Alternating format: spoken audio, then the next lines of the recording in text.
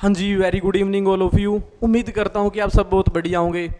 तो पिछले जो लेक्चर था उसमें हमने 66 क्वेश्चन तक डिस्कस कर लिए थे एडीओ पंजाब 2020 के क्वेश्चंस को, और जो आज का लेक्चर रहेगा हम डिस्कस करेंगे 67 से। तो देखो, अगर बात करें 67 क्वेश्चन की तो डायरेक्टली जो क्वेश्चन आया हुआ है ये आया हुआ है डिसीज से। हाँ जी, तो बात करें तो केमिकली अमिस्टर top 3 to 5 SC is and used for controlling. तो बेसिकली अगर हम बात करें अमिस्टर की, तो अमिस्टर का बेसिकली डायरेक्ट पूछा हुआ है कि अमिस्टर हम यूज किस में करेंगे। तो बेसिकली अमिस्टर का हम यूज करते हैं फंगीसाइड में। तो किस में यूज करेंगे? फंगीसाइड्स में बेसिकली यूज करते हैं। तो अगर आप आंसर की भी चेक करोगे इस क्वेश्चन की, अगर बात करें इस क्वेश्चन की, अगर आप आंसर की में भी चेक करोगे तो आंसर की में क्वेश्चन का आंसर नहीं दिया हुआ है, क्योंकि बेसिकली लीफ ब्लाइट जो बेसिकली रहती है तो ये कैसी है? ये बैक्टीरियल है। ये कैसी डिसीज रहती है? बैक्टीरियल डिसीज रहती है। तो तभी इसी कारण आंसर की में इसका आंसर सही नहीं दिया हुआ है। ठीक है जी। तो बेसिकली हम देखो अमिस्टर टॉप 325 हम यूज करते हैं, कॉटन में यूज करेंगे। किस में करेंगे? कॉटन में यूज करते हैं बेसिकली। और कॉटन में हम यूज करते हैं, लीफ ब्लाइट के लिए नहीं करते, लीफ स्पॉट के लिए करते हैं बेसिकली। तो जो बेसिकली आंसर होगा करेक्ट वो क्या होगा? लीफ स्पॉट से होगा, ना कि लीफ ब्लाइट पे होगा। इसी कारण आंसर की में इसका आंसर नहीं दिया हुआ है। तो अगर बात करें, अगर लीफ स्पॉट होता तो बेसिकली ओजोक्सी स्ट्रोलिन का हम यूज करते हैं, और साथ में हम किसका यूज करेंगे? डिफेनक्लोजोल का यूज करोगे। तो आंसर क्या रहेगा? Both B and C answer देखने को मिलेगा। हाँ जी, अगर बात करें नेक्स्ट क्वेश्चन की, 68 क्वेश्चन की, तो डायरेक्ट शुगर केन से क्वेश्चन आया हुआ है। तो which of the following statement is not true for subsoiling in case of sugar cane? तो अगर थोड़ा ध्यान दोगे आप इस क्वेश्चन पे, तो नॉट ट्रू स्टेटमेंट बतानी है। तो इसका मतलब पहले आपको ट्रू स्टेटमेंट भी पता होनी चाहिए। जब आपको ट्रू स्टेटमेंट पता होगी तभी आप क्या कर सकते हो? नॉट ट्रू स्टेटमेंट का भी आंसर दे सकते हो। पढ़ेंगे वन बाय वन हर एक ऑप्शन को। हाँ जी, देखो फर्स्ट ऑप्शन जो रहेगा, it should be done once in 3 to 4 years before preparing the field. हाँ जी, ये बात पूरी की पूरी जब भी आप पढ़ोगे सब सोइलिंग को, शुगर केन में जब सब सोइलिंग बेसिकली करते हैं तो खेत तैयार करने से पहले, ठीक है जी, प्रिपेयरिंग दी फील्ड कम से कम एक बार 3 से 4 साल में ये प्रक्रिया हम करते हैं, सब सोइलिंग की जाती है। तो जो फर्स्ट जो ऑप्शन रहेगा ये बेसिकली करेक्ट रहेगा। अगर बात करें बी ऑप्शन की, it help in breaking hard pan, तो देखो 3 to 4 years में करेंगे प्रिपेयरिंग दी फील्ड। तो प्रिपेयरिंग दी फील्ड में बेसिकली सब सोइलिंग का मेन काम ही क्या होता है? ये क्या करते हैं हम इस प्रोसेस में? ब्रेक किया जाता है हार्ड पैन को। अब ब्रेक हो रहा है हार्ड पैन, ठीक है जी, ब्रेक हो रहा है हार्ड पैन, तो क्या होगा? तो इससे इंक्रीज होगा water infiltration and better root penetration में हेल्प होगी। तो ए ऑप्शन भी करेक्ट है, बी ऑप्शन भी करेक्ट है, और सी ऑप्शन भी करेक्ट है। अगर चेक करें फोर्थ ऑप्शन को, डी ऑप्शन को, it is done by the tractor draw subsoiler up to depth of 80 to 100 centimetre. तो देखो बेसिकली अगर बात करें ट्रैक्टर ड्रा सब सोइलर से ये प्रोसेस की जाती है, बट यहां पे जो डेप्थ दी गई है 80 to 100 सेंटीमीटर, तो बेसिकली ये जो डेप्थ है ये आपकी रोंग दी हुई है। तो जो बेसिकली डेप्थ रहती है वो रहेगी 45 to 50 सेंटीमीटर। तो जो स्टेटमेंट होगी तो डी क्या रहेगी? इनकरेक्ट रहेगी। तो आंसर बेसिकली क्या रहेगा? डी रहेगा, क्योंकि आंसर में नॉट ट्रू स्टेटमेंट को बताना था।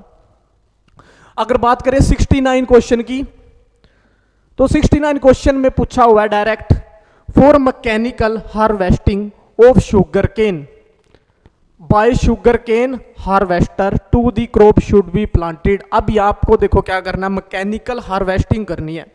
क्या करनी है, मैकेनिकल हार्वेस्टिंग करनी है, और sugar cane harvester mechanical harvesting करेगा।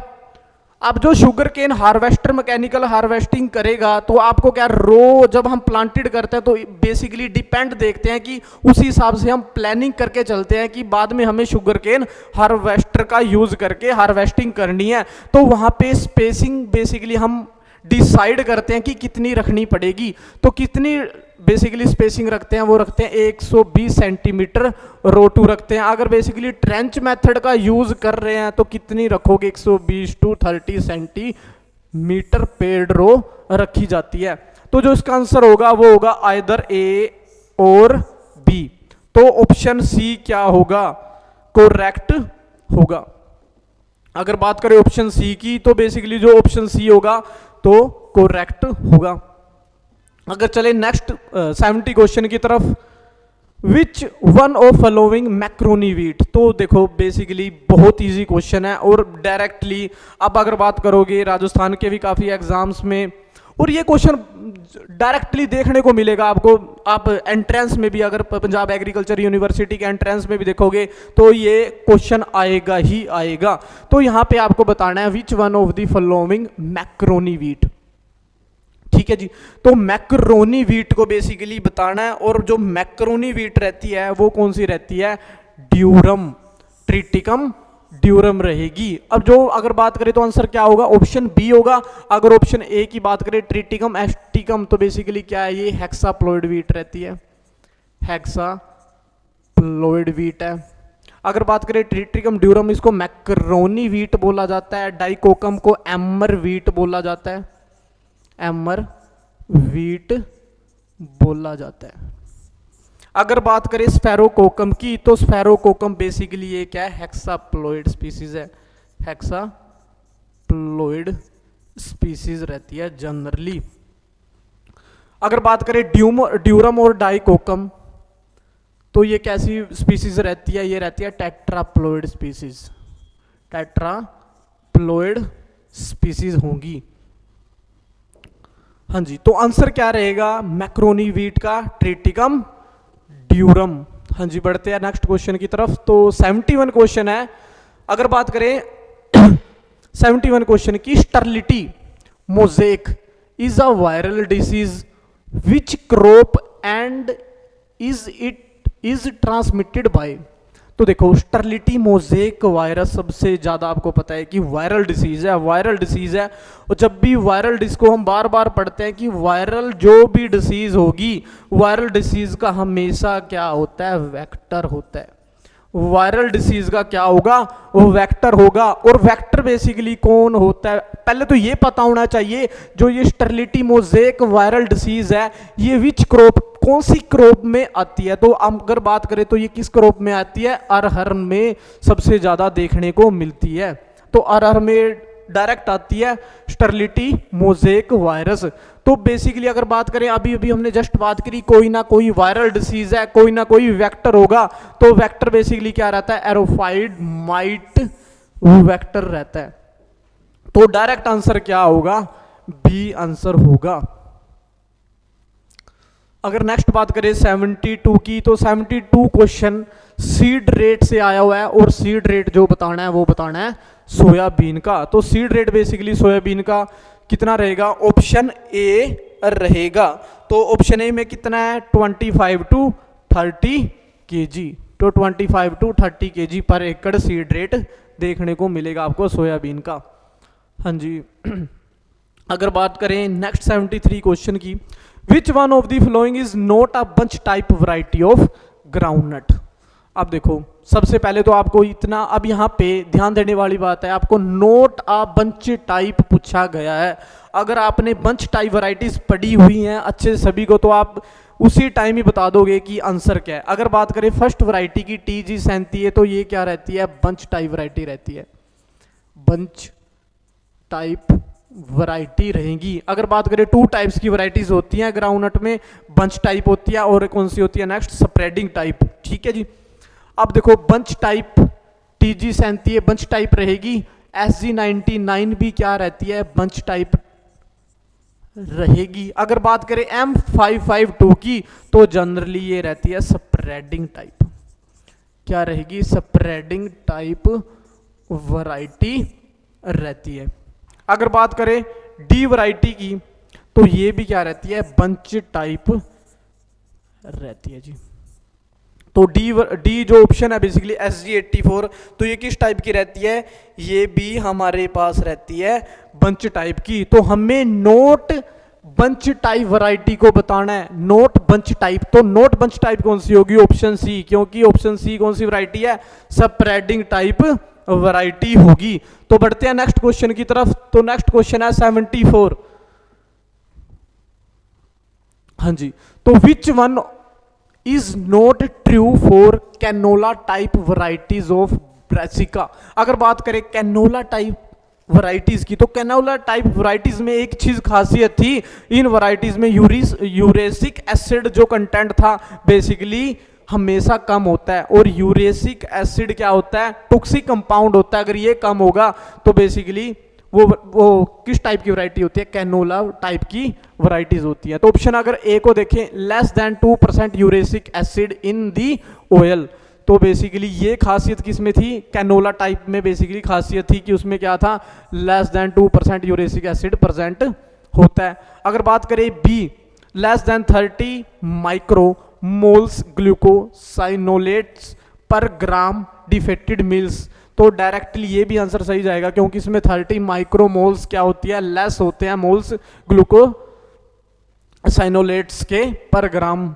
ठीक है जी, तो बी आंसर भी करेक्ट होगा। अगर बात करें सी ऑप्शन की, राया वैरायटीज RCL इज, अगर वैरायटी की बात करें RCL3 की, तो ये भी एक कैनोला टाइप की वैरायटी रहती है। अगर बात करें ऑप्शन फोर्थ की, oil rich in erucic acid is good for health, नहीं, तो यूरेसिक एसिड बेसिकली क्या रहता है? टॉक्सिक कंपोनेंट रहता है, तो ये कभी भी हेल्थ के लिए गुड नहीं रहता। तो ऑप्शन बेसिकली क्या बताना था नोट ट्रू को बताना था। तो नोट ट्रू के ऑप्शन कौन सा रहेगा? डी, तो क्योंकि ये गुड नहीं रहता हेल्थ के पर्पस से। अगर बढ़े नेक्स्ट क्वेश्चन की तरफ, 75 question, which one of the following is the following is note a fibre crop. हाँ जी, देखो सिंपल क्वेश्चन आया हुआ है और पूछा गया है नोट अ फाइबर क्रॉप। अगर बात करें क्रोटोलेरिया जुनेंसिया की, तो क्रोटोलेरिया जुनेंसिया बेसिकली जो बोटानिकल साइंटिफिक नेम की बात करें तो किसका रहता है? सन हेम्प का रहेगा, सन हेम्प का जनरली रहता है। अगर बात करें एगेव सिसलेना, जो बेसिकली किसका रहता है? किसका रहेगा? सिसड़ का रहेगा। और बात करें अगर देखो क्रोटोलेरिया जुनेंसिया सन हेम्प का भी हम किस में यूज करते हैं? फाइबर प्रोसेस, फाइबर में भी यूज करते हैं। सिसल का भी हम क्या करते हैं? फाइबर में यूज करते हैं। अगर फाइबर की बात करें सिसल की, तो कैसी फाइबर होती है? स्टिफ फाइबर होती है। कैसी होगी? स्टिफ फाइबर होती है। और बेसिकली रोप्स में सबसे ज्यादा यूज किया जाता है। तो किस टाइप की फाइबर होती है? स्टिफ फाइबर जनरली होती है। अगर बात करें सी की, तो क्रोचोरस कैप्सुलेरिस, ठीक है जी, तो क्रोचोरस कैप्सुलेरिस बेसिकली किसका रहता है? व्हाइट जूट का साइंटिफिक नेम रहता है, व्हाइट जूट का साइंटिफिक नेम रहेगा। अगर बात करें डी ऑप्शन की, लेंस एस्कुलेंटा मोनेंस, बेसिकली किसका रहता है? लेंस एस्कुलेंटा किसका रहेगा? तो ये डायरेक्ट आपको पता है पल्स क्रॉप से क्वेश्चन आया हुआ है। तो पल्स क्रॉप में किसका रहेगा? लेंस एस्कुलेंटा लेंटिल का रहता है। किसका रहता है? लेंटिल का रहेगा। तो यहाँ पे हमने नोट ऑफ फाइबर क्रॉप्स में आंसर देना है। तो नोट ऑफ फाइबर क्रॉप्स कौन सी रहेगी? डी आंसर रहेगा, क्योंकि ये बेसिकली पल्स क्रॉप है। कैसी है? पल्स क्रॉप है। और ये जो ABC3 बेसिकली क्या रहती है? फाइबर क्रॉप्स रहती है। अगर बात करें 76 ऑप्शन की, safflower oil is valued for its high.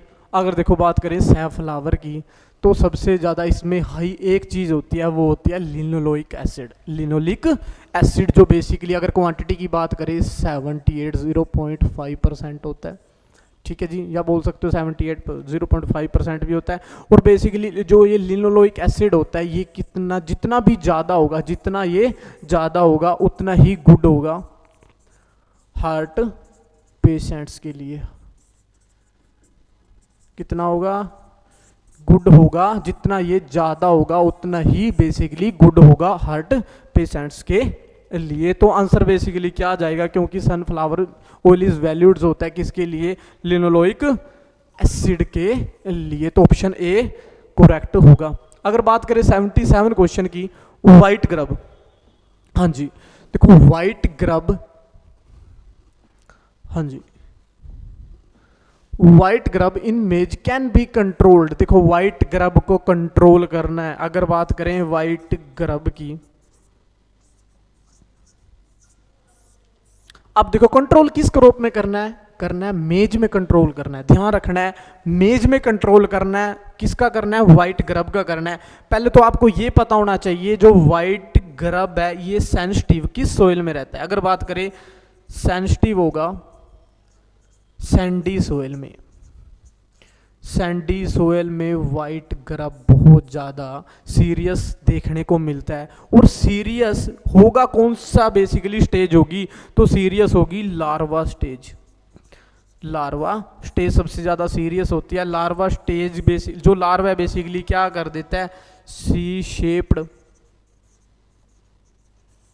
Symptoms create कर देता है जी। सी शेप्ड के आपको लार्वा सिम्टम शेप्ड बेसिकली दिखाई देंगे। और वाइट ग्रब को कंट्रोल करना है आपको, ठीक है जी। तो वाइट ग्रब्स के कंट्रोल के लिए हम डालते हैं फोरेट का यूज़ करते हैं। और किसका करते हैं, कार्बोफ्यूरामन का यूज़ करते हैं। और जो बेसिकली जो ग्रैनुअल्स फॉर्म में यूज़ किया जाता है 10%, और जो कार्बोफ्यूरान का यूज़ करते हैं वो करते हैं 3% ग्रैनुअल फॉर्म्स में। 15 kg रखा जाता है फोरेट और 30 kg क्या रखा जाता है, कार्बोफ्यूरान यूज किया जाता है। तो ऑप्शन ए और बी दोनों करेक्ट होंगे। तो आंसर सी बेसिकली क्या बता रहा है, आइदर ए और बी। तो ऑप्शन सी क्या होगा, करेक्ट होगा। हाँ जी, तो देखो आज के लेक्चर में हमने इतने क्वेश्चंस को डिस्कस किया। और नेक्स्ट जो लेक्चर होगा 78 से जितने भी बाकी 100 तक क्वेश्चंस रह चुके हैं हम उनको सभी को डिस्कस कर लेंगे। तो आज के लिए इतना ही, थैंक यू।